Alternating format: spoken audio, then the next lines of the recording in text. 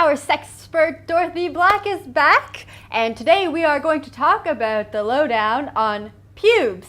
Dorothy, thank you for joining me again. Hi, Jennifer. Okay, why are we talking about pubes today? I don't think we've ever stopped talking about pubes. I think since the 80s, people have been talking about pubes. It's not really a conversation we have across the dinner table, but I think a lot of women have their opinions about pubes and what to do with them. Mm-hmm.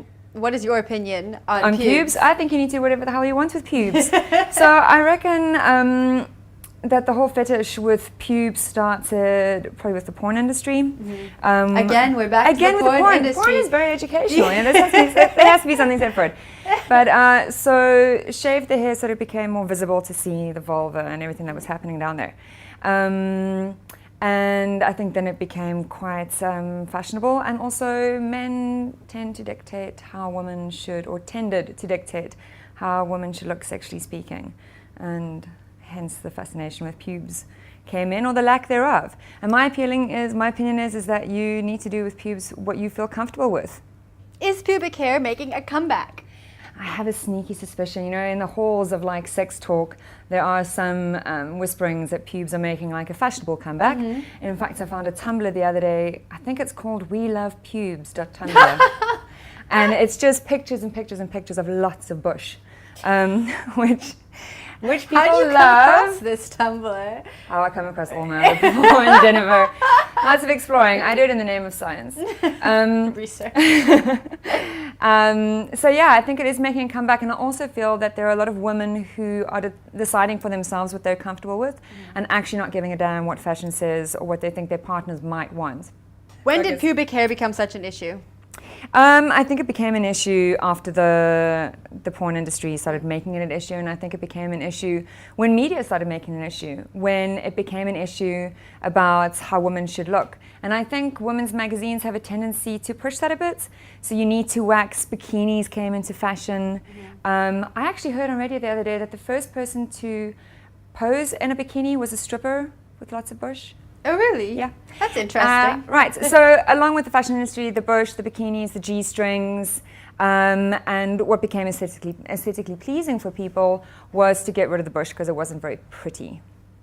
Okay, now I want to know your personal opinion. How do you groom down there? How do I groom down there? Jennifer, I'm a little shy.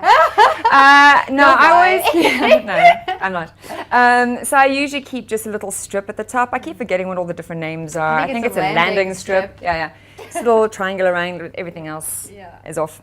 Okay, and why do you do that? Like, why is that cool for you? Well, I think, if you are going to shave, and I think a little bit of grooming is necessary. I think a little trim for him and for her is good for everyone, because when you go down, there's a lot of stuff going on in the mouth, and that's not nice for anyone. Too much, yeah. It's too much. Too much.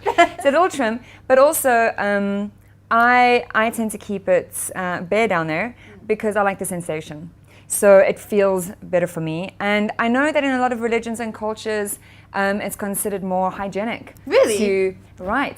But there's new research that came up recently about that. Yes, and we are going to get to that new research soon. What are the benefits, I guess, of being bare down there? Is it just the sensation? Well, for me it's sensation, and for me it does feel, it feels more hygienic. Mm-hmm. Through your cycle, through everything, it's just, I prefer it to be trimmed, if not waxed. Okay, I have a friend, and she is very adamant about never going bare down there because she just feels a woman should have hair. Do a lot of women feel like this? Yeah, I think there is, with the move to dictate how women should look sexually, I think there are women who also, it came with, growing your armpit hair or growing your leg hair. It also became a sort of counter movement against the porn or the male gaze of how women should look. So I think there are women who feel quite political about it, that they need to make a statement about growing their hair. But again, whatever your reasons are, it's your choice. It's your reason for growing your hair, your leg hair, your arm hair. And I think that's important. I think that's important to teach our daughters as well. Mm-hmm. So it really is about making a choice that's right for you and sticking to it. Right. And I think really getting the message across, because I think there needs to be a lot of re-education when it comes to our menfolk about that, and especially the younger boys. Those menfolk. But especially with the younger boys, because apparently I read somewhere that younger boys especially are growing up with the idea that women don't have genital hair. Really? And no one's, because they're getting exposed to more porn a lot earlier. And no one's really educating them about what women look like with hair and that it's quite normal, that it's not disgusting. So we must educate our children. Educate your children about pubes, everyone. Yeah. Sit them down and make sure they know. Make sure they know about hair down there. But actually, it's very important to educate. On that note, just underline that. So there's some new research that has come out outlining some of the dangers about being bare down there. Right, and it has to do with how you remove your hair. Emily Gibson is a medical doctor at Washington University. And in about 2012, 2013, she started really moving for people to stop waxing and stop shaving, because when you wax especially, you leave little, your pores open up. You leave like tiny little microscopic wounds everywhere, and she says that opens you up for STDs and bacteria. Because it's already warm, it's already humid, moist down there. I just said that. I just said that. Okay. Never use that word in the bedroom, folks.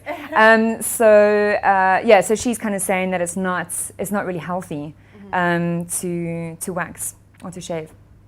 Okay, well, now I want to talk about manscaping. You touched on it a little bit earlier. Yes. But should men be manscaping the landscape? I always feel like if a guy is going to insist that his woman shaves, then he needs to be taking the scalpel to what's happening down there. Goose gander, that's my theory. But I also just feel that, again, guys got to do what's comfortable for them. But if you don't want a mouthful of fur on your woman, you can't expect your woman to have a mouthful of fur when she's going down on you. Just saying. And then the other thing is, I just feel that trimming is it's just polite. It's just polite for anybody and everybody involved. Okay, to sum it up, what are your last words on pubes for the day? Oh, last word on pubes for the day. This feels like a motto.